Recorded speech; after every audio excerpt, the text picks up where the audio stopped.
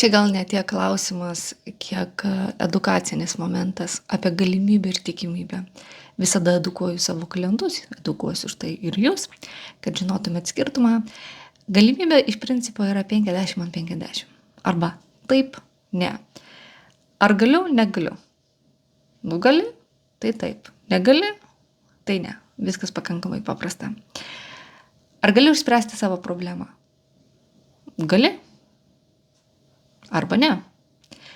Tikimybė yra veiksniai, sąlygos, aplinkybės arba žmonės, kurių buvimas arba nebuvimas padaro kažkokį tai dalyką labiau įmanomu. Tai štai, ar gali išspręsti savo problemą? Taip, ne. Kiek tikėtina, kad esant veiksniam aplinkybėm žmonėm, tada tavo sprendimas taip bus labiau įmanomas arba sprendimas ne bus labiau įmanomas. Tai prieš tai video kalbėjau apie tai, kad specialistą pasirinkti nėra problema.